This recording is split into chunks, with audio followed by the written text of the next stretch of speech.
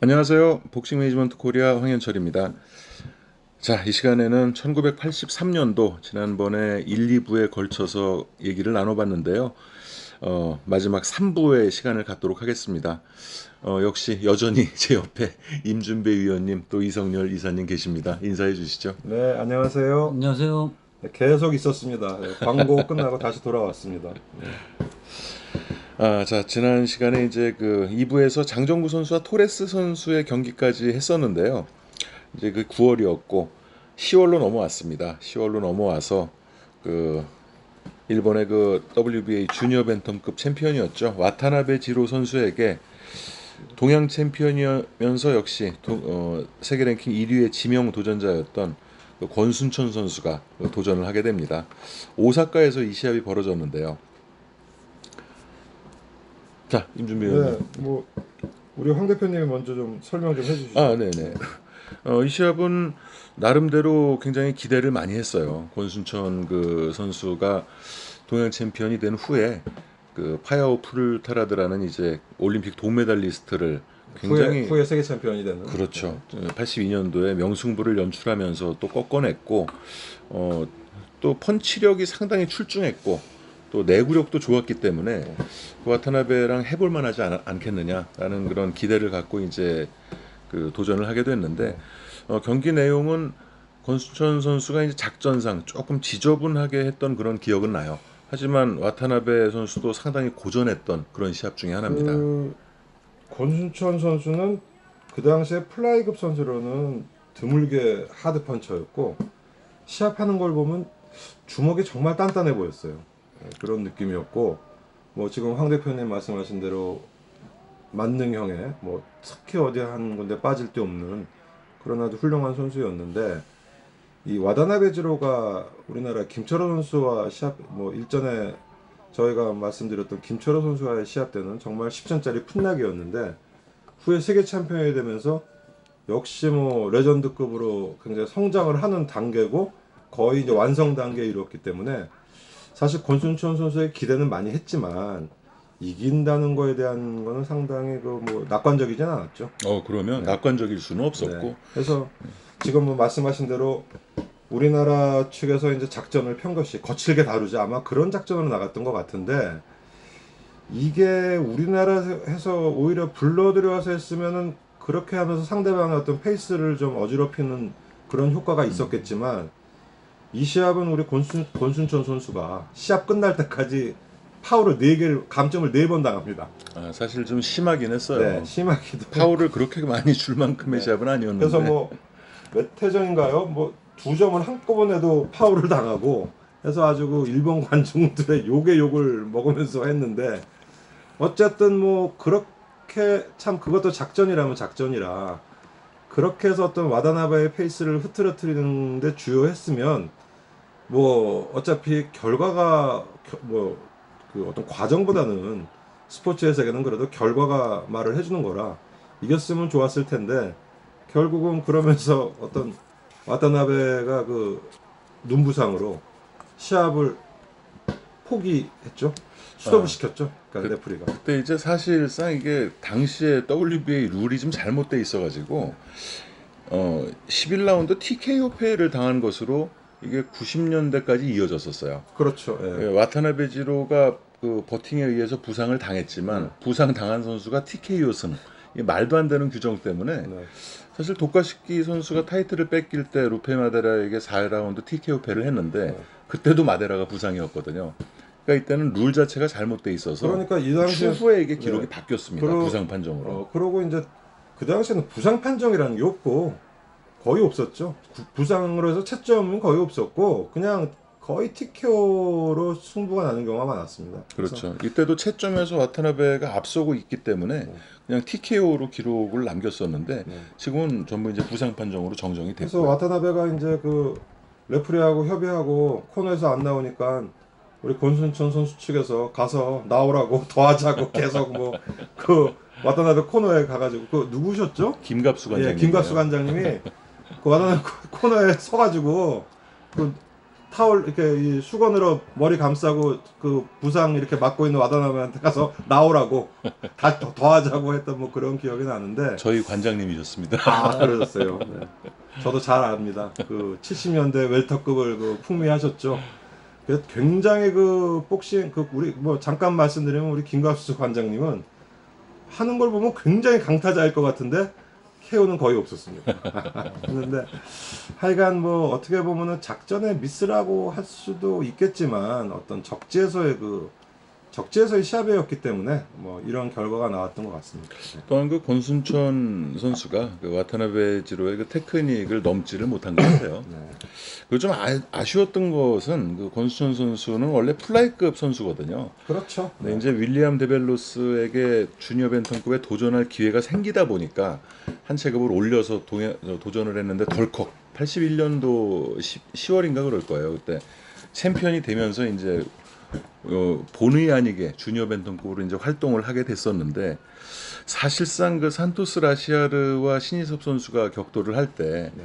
그때 권순천 선수가 라시아르와 했다면 아, 권순천 선수가 거론이 됐었었죠. 그렇죠. 네. 그러니까 정말 빡빡한 시합이 됐을 거고 국내에서 했으면 이겼을 가능성이 높다고 봤는데 네. 동양 챔피언이면서 세계 랭킹 1위였기 때문에 네. 그때 이제 비즈니스 매니저를 맡고 있는 전호연 씨로서는 아마 신희섭 선수도 도전을 시키고 또 그렇죠. 권순천 선수도 도전을 시키기 위해서 그렇게 양갈래길을 택한 것이 아닌가 그렇게 생각이 돼요. 돌이켜 보면 그 당시에 우리 전호연 선생님이라든지 뭐 후에 동아체육관은 선수가 너무 이 세계 타이틀이나 시합을 해야 될 선수가 너무 많기 때문에 그 만약에 다른 쪽 소속이었으면 세계 타이틀 매치를 할 만한 선수도 그렇죠. 오히려 너무 명문짐에 있다 보니까 순위가 밀려서 기다리다 뭐 전성길 지나고 세계 타이틀 매치를 했던 뭐 그런 선수도 있었던 것 같고, 그래서 어떤 이거는 비즈니스의 묘미고 만약이라는 뭐 어차피 지금 뭐 다 지난 세월이고 뭐 다 지난 시합이고 결론이 난 거지만 만약에 이때 이 선수가 아니고 이 선수가 했으면 어땠을까 하는 거는 뭐 우리의 즐거운 상상이 되는 거죠. 네. 뭐 그래서도 재밌는 것 같습니다. 자, 이때 10월 달에 이렇게 이제 그 권순천 선수의 도전이 무위로 끝나고 담배 많이 피지? 10월 달에 최진식 선수 기억나시죠? 아, 네, 뭐 야생마였죠, 야생마. 이때 이제 문태진 선수가 동양 챔피언이었는데 네. 그 일본의 아사토 요시미스라고 굉장히 좋은 선수가 있었어요. 테크니션. 예, WBA 주니어 라이트급 2위였고 문태진 선수가 1위였는지 아마 그랬었는데 두 선수 간의 도전 자결정전을 도전 8월 달에 했습니다. 네, 국내에서. 네. 그때 이제 아사토 요시미스를 문태진 선수가 꺾으면서 네. 세계 타이틀 도전권을 얻게 됐고 네. 그래서 타이틀을 내놨던 걸로 기억이 돼요. 네, 그래서 네. 그 타이틀을 놓고 로드 세키나니랑 이제 최진식 선수가 붙었는데 네. 그 마지막 라운드 역전 KO패. 예. 그래서 그 뭐 후에 이제 IBF 타이틀 매치도 한번 하지만 이 선수도 정말 그 짧은 기간 동안 혜성처럼 나타났다가 어느 날 불현듯 사라진, 상당히 그렇지만 주먹도 좋고 파이팅도 좋고 그 짧은 기간이었지만 뭐 상당히 그 팬들을 즐겁게 해줬던 그런 선수였죠. 네, 굉장히 그 매력적인 그런 그 펀처 스타일의 복서였는데 이 선수도 빠꾸가 없었어요. 예, 야생마입니다. 그냥 뭐, 굉장히 예. 그 팬들의 사랑도 많이 받았었는데 세키난에게 아쉽게 이제 패하면서 무위로 그 돌아갔고요. 우리 그 지금 뭐 얘기 나왔지만 그 로드 세크난 필리핀 선수는 우리나라 선수 신세 망치는 선수 많습니다. 그렇죠. 네. 처음에는 와서 많이 졌어요. 근데 그러면서 실력이 늘어가지고 우리나라 선수에 대해서 그 어떤 그 항체가 생겼다고 할까요? 그래서 후에는 그 우리나라 선수들 이 선수 때문에 신세 망치는 선수 많죠. 그렇죠. 뭐 지금 생각나는 것만 해도 김성현 선수도 뭐 그랬고 뭐 유한길 선수도 나중에 뭐 해석 상당히 이겼지만 고전했죠. 했고. 네. 그래서 아주 우리나라 단골 선수였죠. 이일복 선수도 동양 타이틀 매치에서 이 세키난한테 칩니다. 아, 예, 이일복 선수도 치고 해서 하여간 몇 명 신세 망친 그런 선수였어요. 아, 이일복 선수가 결정전을 하고 최진식 선수와의 경기가 방어전이었네요. 네, 그렇게 생각이 되네요. 그렇죠. 예. 예, 최진식 선수가 도전했었죠. 그렇죠. 예, 예. 이때 체급도 많고 선수들도 많으니까 진짜 좀 헷갈리기 시작합니다. 네, 이제 슬슬 이제 바닥이 드러나고 있습니다. 우리 이제. 자, 그러면서 이제 12월 달에 이제 드디어 IBF가 국내에 상륙을 합니다. 국내에 상륙을 해서 그 IBF의 그 전체급을 통틀어서 첫 세계 타이틀 매치가 이제 문화체육관에서 벌어지게 되는데 주니어 패더급의 그 서성인 그 선수가 네. 필리핀의 보비 베르나 선수와 이제 초대 챔피언 결정전을 갖게 되죠. 그래서 이 IBF는 그동안에 이제 WBA와 WBC 양대 산맥으로 나누었던 그 세계 어떤 그 기구의 제 3의 그 세력으로 나타나게 되죠. 그래서 그 제가 속해 있는 그 WBC는 그 1963년도에 그 WBA, NBA에서 그 파생돼 나온 WBA에서 그 멕시코와 그다음에 동양의 그 필리핀, 그다음에 유럽의 이태리 등지의 나라들이 그 어떤 그 당시에 WBA의 어떤 횡포, 어떤 미국에 국한된 어떤 행정 뭐 이런 거에 반기를 들어서 WBC를 창설을 해서 이제 그 쭉 내려오면서 WBC도 어느 정도 자리를 잡아서 WBA와 동등한 어떤 2대 기구가 됐는데 이러다 보니까 사실 80년대 복싱은 중량급은 이제 미국이 어떤 헤게모니를 잡고 있었고 그 가운데 중량급 밑으로는 여전히 그 중남미 복서들이 많은 활동을 하고 있었죠. 하다 보니까 이 당시에 WBA의 어떤 주체 세력이라는 것이 그 WBA는 파나마와 베네수엘라의 그 어떤 그 행정 참모진이 많이 포진이 돼 있었고 WBC는 멕시코 뭐 한국도 상당히 긴밀했지만 일본 그다음에 유럽의 뭐 이태리라든지 필리핀도 상당히 WBC 쪽에 그 긴밀한 관계를 유지했기 때문에 미국에서 보면 사실은 어떤 그 복싱의 종주국은 아니지만 지금 그 어떤 그 복싱의 그 가장 그 선두라는 그 미국이 어떻게 보면 세계국에서는 좀 소외되는 그런 상황이 발생했어요. 그렇죠. 주무대는 거의 미국인데 네. 그래서 들러리가 됐었죠. 예, 그 무슨 어떤 뭐 제주는 뭐가 부리고 뭐 돈은 누가 받는 그런 데다가 그 딱 IBF 초대 회장인 그 로버트리가 이 WBA, WBC 쪽에서 이제 그 설 것을 잃고 해서 그 미국의 주 커미션들과 그 어떤 연합을 하여 가지고 이제 IBF라는 새로운 그 세계 복싱 단체를 만듭니다. 그래서 처음에는 이제 IBF가 아니었고 US BAI였죠. USBAI라고 뭐 거창하게 만들었는데 그 기구를 만들면서 이제 중량급은 전부 다 그 당시에 그 WBA나 WBC 챔피언을 하고 있던 마이클 스핑크스, 마빈 해글러, 도널드 커리, 레리 홈스 뭐 이런 선수들에게 타이틀을 줍니다. 그래서 일부는 뭐 그 반발을 하고 안 받았고 뭐 마빈 해글러 같은 경우는 이 당시에 이제 그 WBC가 12라운드로 라운드가 줄어진 상태였고 WBA도 이제 12라운드로 지금 이제 곧 줄일 거기 때문에 이 당시 IBF는 계속 15라운드 고수한다 했기 때문에 뭐 마빈 해글러는 인터뷰에서 뭐 시합 세계 타이틀 매치는 15라운드여야 된다. 그러므로 자기는 IBF를 뭐 존중한다. 뭐 이런 멘트를 하면서 타이틀을 그대로 가져갔고 그 경량급에서는 이제 우리나라가 발빠르게 이제 어떤 비즈니스를 해가지고 우리나라와 필리핀 일부 그리고 이제 뭐 황 대표님이 그건 좀 부연 설명을 해주셔야 되는데 일본에서 그 오사카 쪽에서 그 일부 프로모터가 IBF 쪽에 이제 가입을 하게 됩니다. 네.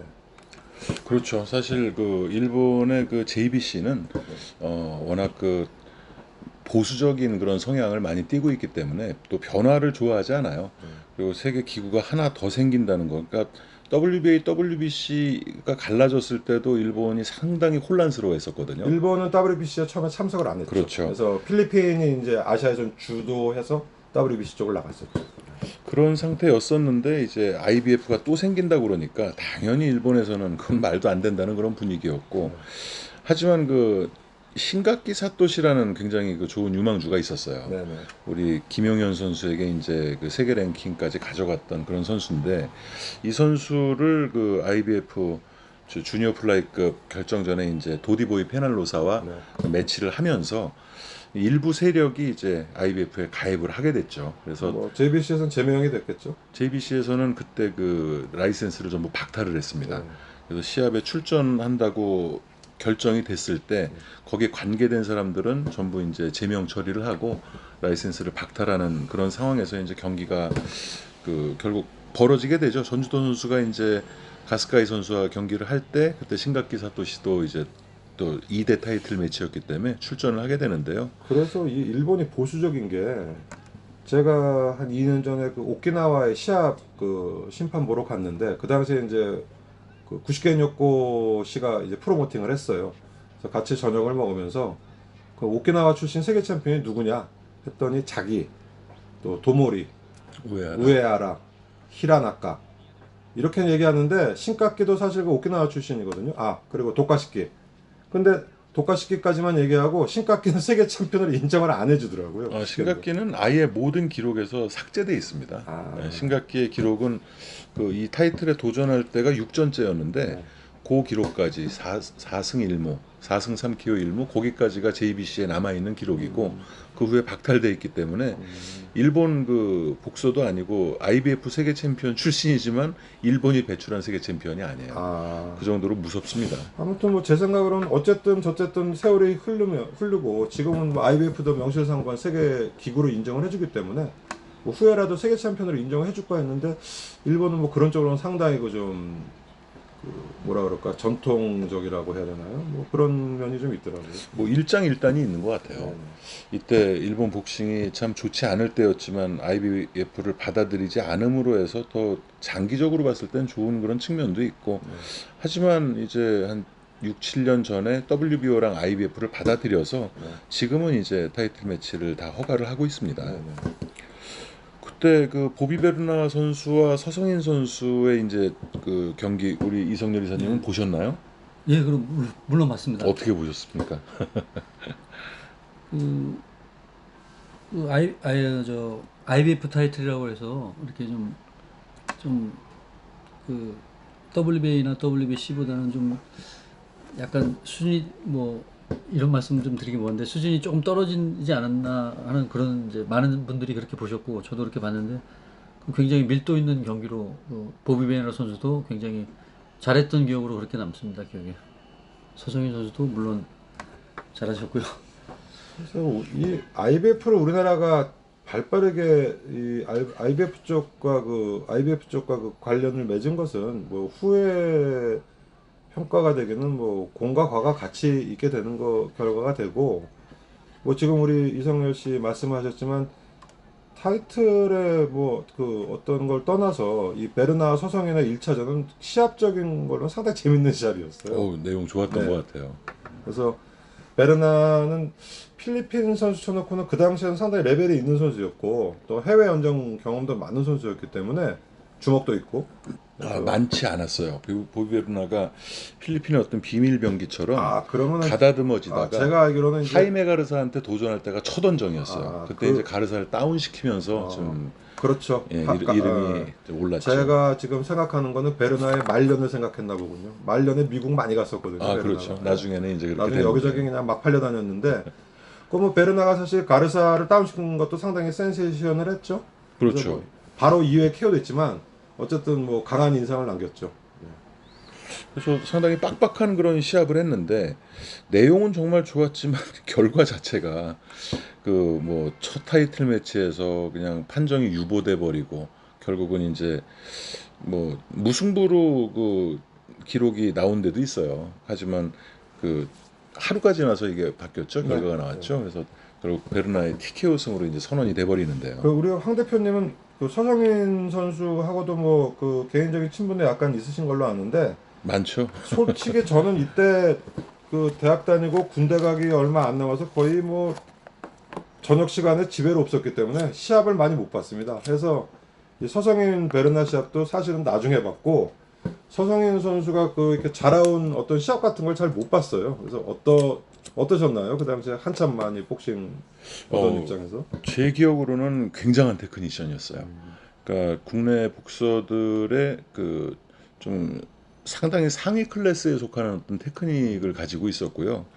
그래서 기술 복싱을 그 잘한다고 느꼈었는데 소속이 동아체육관이잖아요. 그렇죠. 그러면 이제 주로 그 무거운 후커들이 많은 곳인데 동아체육관 스타일이랑은 정말 맞지 않는다는 생각을 그러네요, 많이 진짜 가졌습니다. 서성인 선수가 동아체육관하고는 이미지가 좀 안 맞네요. 네, 그래서 뭐 신체 조건도 굉장히 좋았고 했던 기억이 있습니다. 굉장히 클레버한 그런 복싱을 했던 그런 복서였는데 어쨌든 베르나와의 1차전이 이렇게 해프닝으로 끝나면서 재대결에 대한 승인은 이제 막바로 받게 되죠. 네네.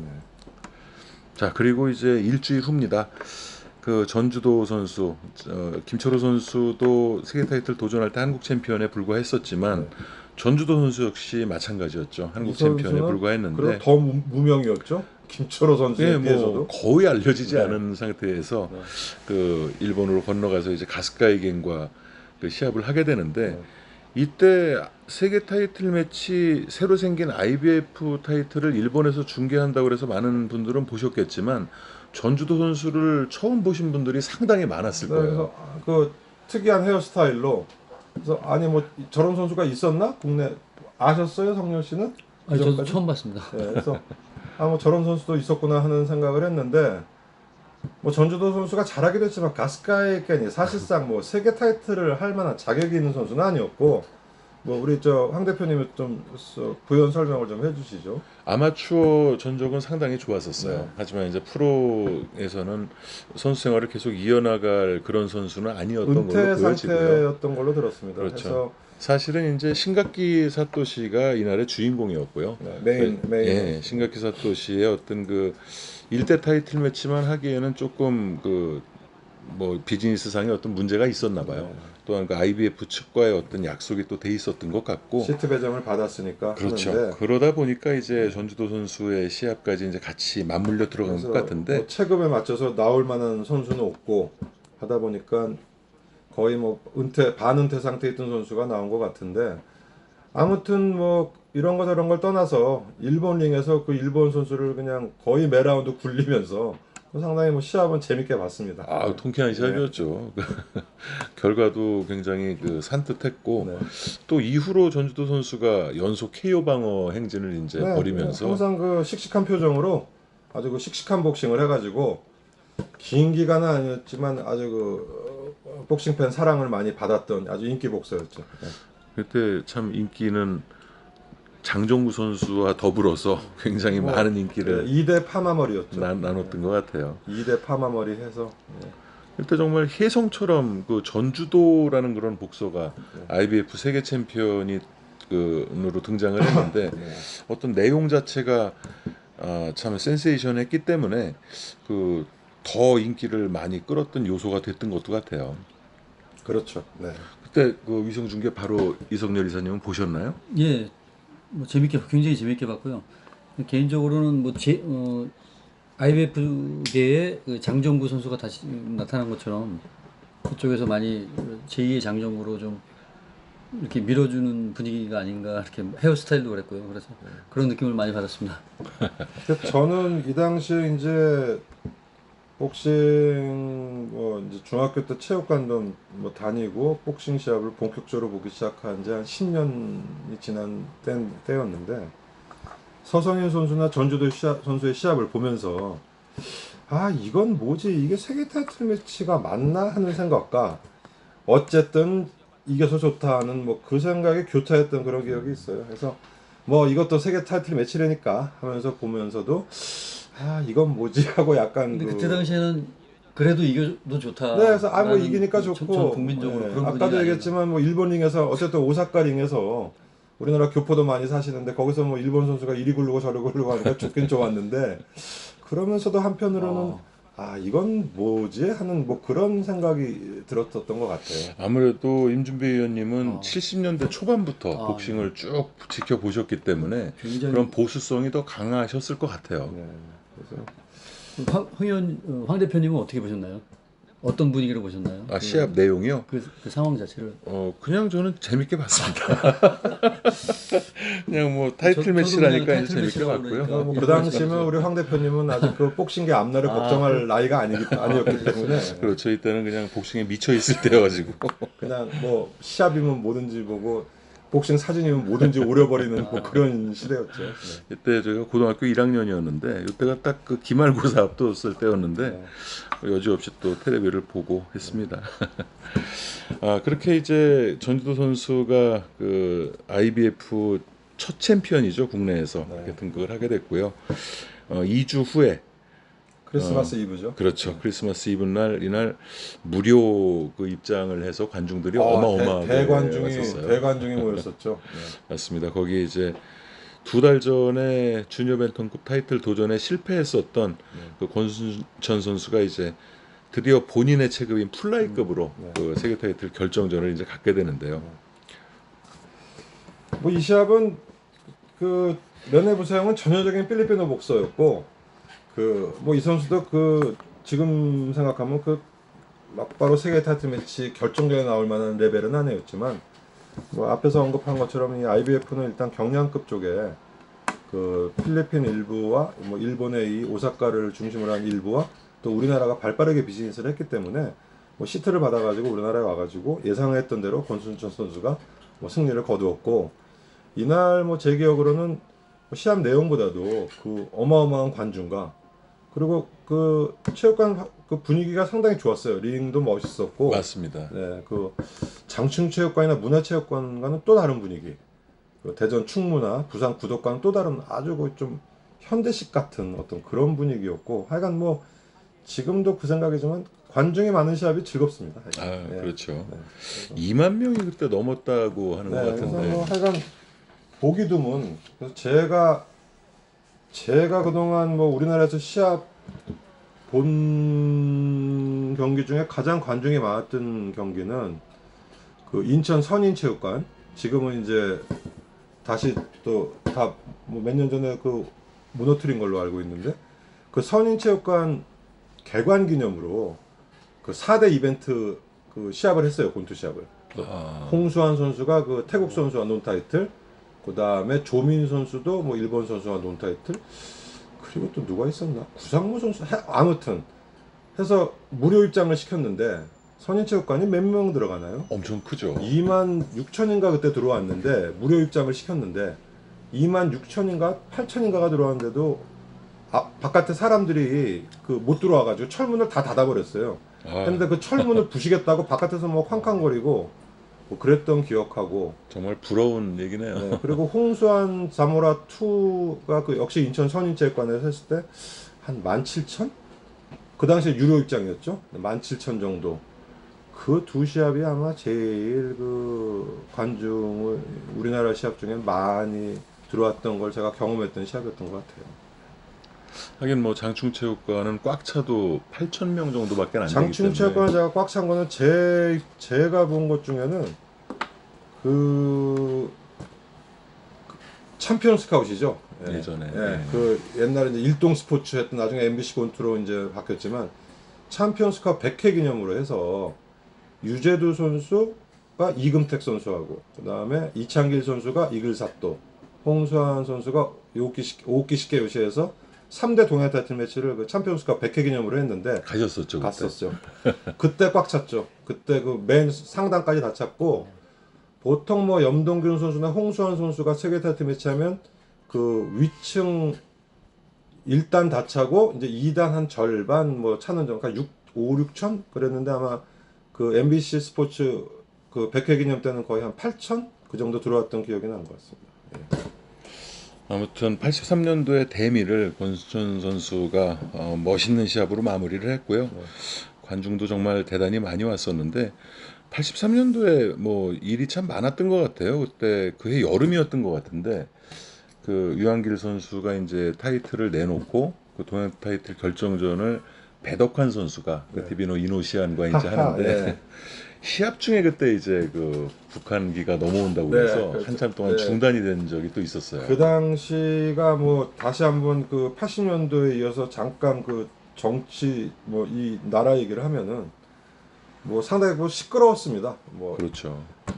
국내적으로도 시끄러웠고 뭐 북한기도 가끔 넘어서 깜짝깜짝 놀라게 했고 아웅산 사건도 전두환 대통령 83년이었죠. 아웅산 사건도 터지고 해서 83년도에는 하여간 뭐 굉장히 그 굵직굵직한 사건들이 많았던 그런 해였던 것 같습니다.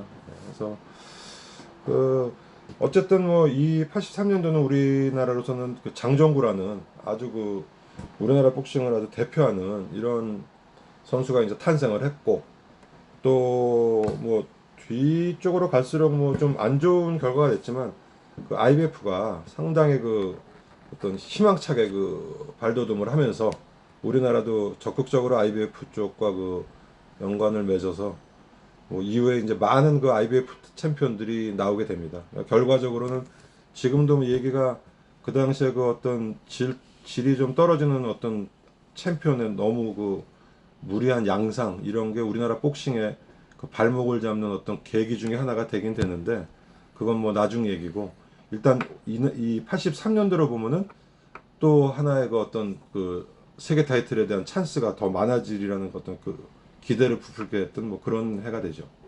그렇죠. 어쨌든 이제 83년을 이걸로 이제 마무리를 하고요. 다음 시간에는 본격적으로 IBF 타이틀 매치가 이제 많이 벌어지는 그 84년도로 넘어가 보도록 하겠습니다. 그러면 83년도에 대한 얘기는 3부에서 이쯤에서 마무리하는 걸로 하겠습니다. 네, 그리고 저희가 이 80년도부터 이제 우리 저 황 대표님과 장난이라 그러긴 좀 뭐하고 그냥 별 계획 없이 시작한 게 지금 이제 한 해 한 해 가고 있는데 80년도, 81년도 걸 저희가 어떤 시간도 안 정하고 무슨 뭐 영상을 보는 것도 아니고 둘이 뭐 떠들고 오늘은 저 우리 성열 씨도 참석을 했지만 하다 보니까 너무 시간이 길어지는 것 같아서 이 83년도부터는 조금 더 그 세계 타이틀 매치 이외의 그 잡담을 하면서 더 시간을 들여서 아예 그 3부로 짜개기로 했습니다. 해서 듣는 분들이 그 한 해를 일회로 듣는 게 나은가 아니면은 한 해를 좀 더 뭐 이런저런 얘기하면서 뭐 이렇게 나누는 게 나은가는 혹시 시간이 되시는 분들은 좀 댓글로 의견을 좀 말씀해 주시기 바랍니다. 네, 그리고 또 같이 이렇게 참여해서 얘기 나누고 싶은 분들은 언제든지 연락 주시면 감사하겠습니다. 네, 그리고 뭐 여기 오는 게 아유 난 그쪽은 좀 옛날에 보긴 했는데 뭐 잘 뭐 이렇게 떠들만한 그게 안 된다고 생각하셔도 오시면 다 그 떠들게 됩니다. 일단 오시기 바랍니다. 네. 오늘 이성열 이사님 처음으로 같이 참석해 보셨는데 예. 어떠십니까? 아까도 먼저 번 회에도 제가 말씀드렸듯이 그 제가 나가게 되면 좀 얘기를 많이 하게 되지 않을까라는 생각이 있었는데 뭐 황 대표님이라든가 임준배 위원님께서 그 자료 하나 없이 정말 자료 아무 자료 없이 이런 식으로 뭐 날짜까지 어떤 경기 같은 경우는 날짜까지 그 생생한 분위기까지 다 전해주셔서 제가 뭐 너무 좀 개인적으로는 좀 좋은 기억이었던 것 같습니다. 네, 그래서 뭐 이 방송하는 게 이게 얼마 안 있으면 이제 이 기억력이 다 없어질 것 같아요. 그래서 지금 뭐 기억 나는 대로 일단 한번 해보는 거니까. 너무 대단하십니다. 그래서 하여간 뭐 이 당시든지 아니면 이후라도 좋고 이 이전이라도 좋고 뭐 지금까지 복싱에 관심 있으신 분들은 저희가 이 녹음하는 데는 그 복싱앤 KBM 사무실입니다. 그래서 서울 수유리 쪽이니까 그리고 다 뭐 생업이 있는지라 낮에는 못 만나고 야밤에 만나서 하니까 뭐 참여하시고 싶으시면 꼭 같이 뭐 얘기를 안 하시고 그냥 옆에서 들으시면서 여기는 자료들 이렇게 보시면 되니까 우리 저 황 대표님한테 저 메시지를 남겨주시든지 전화 연락 주십시오. 좋은 경험이 되실 겁니다. 자, 긴 시간 동안 끝까지 들어주셔서 감사합니다. 오늘은 여기서 마무리하겠습니다. 안녕히 계세요. 네, 감사합니다.